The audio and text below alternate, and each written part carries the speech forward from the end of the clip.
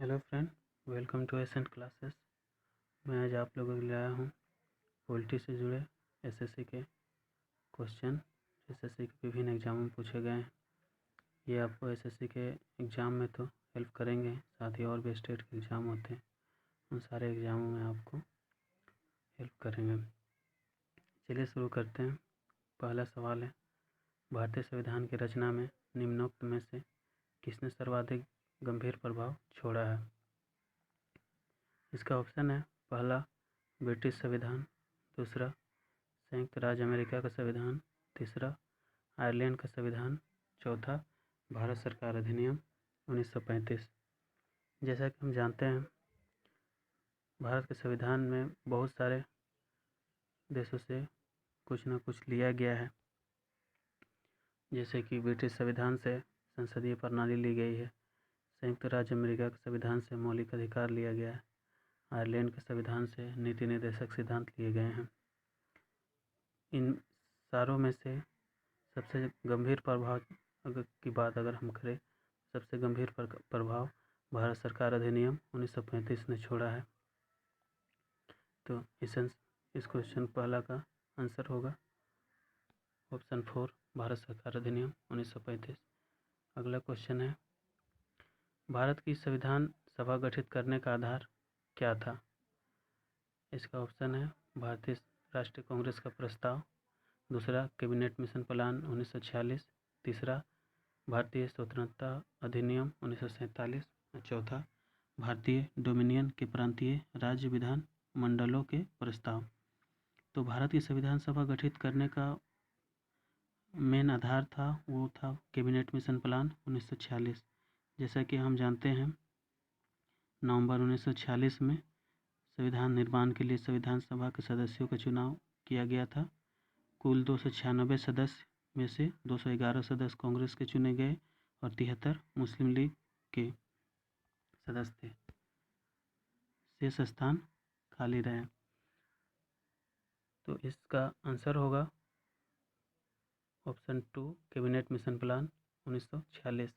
अगला क्वेश्चन है, जुलाई 1946 में स्थापित संविधान सभा के सदस्यों में निम्नलिखित में से कौन शामिल नहीं था? इसका ऑप्शन है, पहला डॉक्टर राजेंद्र प्रसाद, दूसरा के.एम. मुंशी, तीसरा महात्मा गांधी, चौथा अबुल कलाम आज़ाद। तो इन सारे नेताओं में से कौन 1946 में स्थापित संविधान सभा के सदस्य नहीं थे? तो संविधान सभा के सदस्य महात्मा गांधी नहीं थे, और बाकी डॉक्टर राजेंद्र प्रसाद, के.एम. मुंशी, अबुल कलाम आज़ाद, ये सारे कांग्रेसी नेता थे और ये संविधान सभा में शामिल थे। महात्मा गांधी संविधान सभा में शामिल नहीं थे। इसका आंसर होगा तीसरा का 3, महात्मा गांधी। अगला क्वेश्चन है, भारत की संविधान सभा का संवैधानिक सलाहकार कौन था? ऑप्शन है, डॉक्टर राजेंद्र प्रसाद, दूसरा डॉक्टर बी.आर. अम्बेडकर, तीसरा सर बी.एन. राव, चौथा श्री के.एम. मुंशी। तो भारत की संविधान सभा का संवैधानिक सलाहकार सर बी.एन. राव थे। Sir BN. राव थे। तो इसका आंसर होगा 3, सर बी.एन. राव। राजेंद्र प्रसाद संविधान सभा के अध्यक्ष थे। Doctor B R. अम्बेडकर संविधान प्रारूप समिति के अध्यक्ष थे। अगला क्वेश्चन है, स्वतंत्र भारत की लोकसभा का पहला अध्यक्ष कौन था? स्वतंत्र भारत की लोकसभा का पहला अध्यक्ष कौन था? ऑप्शन है, पहला हुकुम सिंह, दूसरा बलिराम भगत, तीसरा रवि राय, चौथा जी.वी. कृपलानी। तो स्वतंत्र भारत की लोकसभा का पहला अध्यक्ष जी.वी. मावलंकर थे। Option 4, G V. मावलंकर। अगला क्वेश्चन है, भारत का पहला उप प्रधानमंत्री कौन था? इसका ऑप्शन है, पहला मोरारजी देसाई, दूसरा वल्लभ भाई पटेल, तीसरा गोविंद वल्लभ पंत, चौथा देवीलाल। भारत का पहला उप प्रधानमंत्री वल्लभ भाई पटेल थे, जिन्हें लौह पुरुष के नाम से भी जाना जाता है। वैसे भारतीय संविधान में उप प्रधानमंत्री का कोई जिक्र नहीं है, ऐसा कोई संवैधानिक व्यवस्था नहीं किया गया है जिसमें उप प्रधानमंत्री का होना जरूरी है, पर वल्लभ भाई पटेल का व्यक्तिगत रूप से वो उनका बहुत बड़ा कद था, इसलिए वल्लभ भाई पटेल को उप प्रधानमंत्री बनाया गया। तो इसका ऑप्शन होगा दूसरा, वल्लभ भाई पटेल। अगला क्वेश्चन है, भारतीय संविधान अपनाया गया था। भारत के संविधान कब अपनाया गया था? इसका ऑप्शन है पहला 26 जनवरी 1950 को, दूसरा 26 जनवरी 1949 को, तीसरा 26 नवंबर 1949 को, चौथा 31 दिसंबर 1949 को। तो भारतीय संविधान अपनाया गया था 26 नवंबर 1949 को, जबकि ये लागू हुआ था 26 जनवरी 1950 को। 26 जनवरी का दिन इसलिए चुना गया क्योंकि 26 जनवरी के दिन ही लाहौर अधिवेशन में, जिसका अध्यक्षता जवाहरलाल नेहरू ने किया था, पहला स्वाधीनता दिवस मनाया गया था 26 जनवरी के दिन ही, इसीलिए इस दिन को भारत की संविधान लागू करने का दिन चुना गया। अगला सवाल है, भारत के पहले राष्ट्रपति के रूप में डॉक्टर राजेंद्र प्रसाद का चुनाव किया गया था। ऑप्शन है पहला निर्वाचक मंडल द्वारा, दूसरा भारत की जनता द्वारा, तीसरा संविधान सभा द्वारा, चौथा संसद द्वारा। भारत के पहले राष्ट्रपति डॉक्टर राजेंद्र प्रसाद का चुनाव संविधान सभा द्वारा किया गया था। 11 अगस्त 1946 को संविधान सभा ने सर्वसम्मति से डॉक्टर राजेंद्र प्रसाद को भारत के संविधान सभा का अध्यक्ष चुना था। पहला कार्यवाहक अध्यक्ष सचिदानंद सिन्हा को 9 अगस्त को चुना गया था। उनका वरिष्ठता के तौर पे उन्हें अध्यक्ष चुना गया था। बाद में मुख्य अध्यक्ष राजेंद्र प्रसाद को 11 अगस्त को चुना गया, 2 दिन बाद। अगला क्वेश्चन है, निम्नलिखित में से भारतीय संविधान सभा का अध्यक्ष कौन था? पहला डॉक्टर राजेंद्र प्रसाद, दूसरा जवाहरलाल नेहरू, तीसरा मोहम्मद अली जिन्ना, चौथा लाल बहादुर शास्त्री। तो 11 दिसंबर 1946 को संविधान सभा की बैठक में डॉक्टर राजेंद्र प्रसाद को अस्थायी अध्यक्ष निर्वाचित किया गया था। अगला क्वेश्चन है, हमारा राष्ट्रगान पहली बार कब और कहाँ गाया गया था?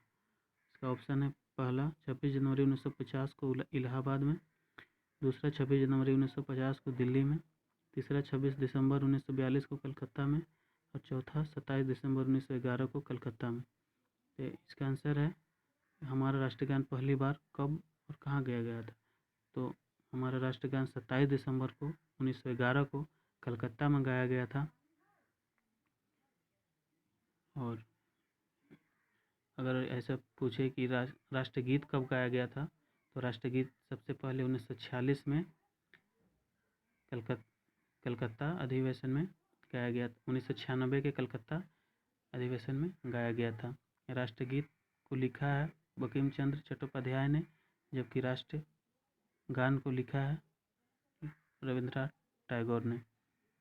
अगला क्वेश्चन है, भारतीय संविधान लागू हुआ था। भारतीय संविधान कब लागू हुआ था? ऑप्शन है 26 जनवरी 1950 को, 26 जनवरी 1952 को, 15 अगस्त 1948 को, 26 नवंबर 1949 को। तो भारतीय संविधान लागू हुआ था 26 जनवरी 1950 को। इसे भारतीय संविधान पारित हुआ था 26 नवंबर 1949 को, लेकिन ये लागू हुआ 26 जनवरी 1950 को। अगला क्वेश्चन है, स्वतंत्र भारत में निम्नलिखित में से कौन सी महिला किसी राज्य की पहली राज्यपाल थी? ऑप्शन है पहला श्रीमती सरोजनी नायडू, दूसरा श्रीमती सुचेता कृपलानी, तीसरा श्रीमती इंदिरा गांधी, और चौथा श्रीमती विजय लक्ष्मी पंडित। इसका स्वतंत्र भारत में निम्नलिखित में से स्वतंत्र भारत में सबसे पहला महिला राज्यपाल श्रीमती सरोजनी नायडू को उत्तर प्रदेश की राज्यपाल चुना गया था। स्वतंत्र भारत की महिला प्रधानमंत्री के तौर पर श्रीमती इंदिरा गांधी को चुना गया था। श्रीमती विजयलक्ष्मी पंडित, जो कि जवाहरलाल नेहरू की बहन थी, इनको यूएनओ में पहला महिला अध्यक्ष चुना गया था। अगला क्वेश्चन है, डॉक्टर बी.आर. अम्बेडकर ने संविधान का हृदय और आत्मा किसे कहा था? पहला है समानता का अधिकार, दूसरा है शोषण के विरुद्ध अधिकार, तीसरा है संवैधानिक उपचारों का अधिकार, चौथा धर्म की स्वतंत्रता का अधिकार। तो डॉक्टर बी.आर. अम्बेडकर ने संविधान का हृदय और आत्मा संवैधानिक उपचारों का अधिकार को कहा था। संवैधानिक उपचारों का अधिकार अनुच्छेद 32 में वर्णित है, जिसमें संविधान की मौलिक अधिकारों की संरक्षण की बात कही गई है। अगला क्वेश्चन है, भारत में दल रहित लोकतंत्र का प्रस्ताव किसने रखा था? ऑप्शन है जयप्रकाश नारायण, दूसरा महात्मा गांधी, तीसरा विनोबा भावे और चौथा एस.ए. डांगे। तो दल रहित लोकतंत्र का प्रस्ताव जयप्रकाश नारायण ने रखा था। महात्मा गांधी, विनोबा भावे, एम.एन. राय आदि नेता इसके समर्थक थे, लेकिन जयप्रकाश नारायण ने इसे अवधारणा को विकसित एवं पोषित करने में सर्वाधिक कार्य किया था। अगला क्वेश्चन है, संविधान सभा का अध्यक्ष कौन था? संविधान सभा का अध्यक्ष डॉक्टर राजेंद्र प्रसाद थे। ये क्वेश्चन रिपीट हो गया है। अगला क्वेश्चन है, भारत की संविधान सभा किसके अनुसार गठित की गई है? तो भारत की संविधान सभा किसके अनुसार गठित की गई है? ऑप्शन है साइमन आयोग का प्रस्ताव, दूसरा क्रिप्स प्रस्ताव, तीसरा माउंटबेटन योजना, चौथा मंत्रिमंडलीय शिष्टमंडल योजना, जिसे कैबिनेट मिशन योजना के नाम से भी जानते हैं। तो भारत की संविधान कैबिनेट मिशन योजना के अनुसार गठित की गई है। अगला सवाल है, भारतीय संविधान की प्रारूपण समिति के अध्यक्ष कौन थे? तो भारतीय संविधान के प्रारूपण समिति के अध्यक्ष डॉक्टर बी.आर. अम्बेडकर थे। जवाहरलाल नेहरू स्वतंत्र भारत के पहले प्रधानमंत्री थे।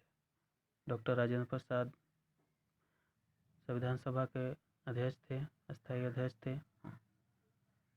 तो इस तरह हमारा ये आज का खत्म होता है। अगर आप लोग को वीडियो अच्छा लगता है तो लाइक कीजिए और चैनल को सब्सक्राइब कीजिए, और भी इस तरह से बेहतर वीडियो लाने की हम कोशिश करेंगे। Thank you.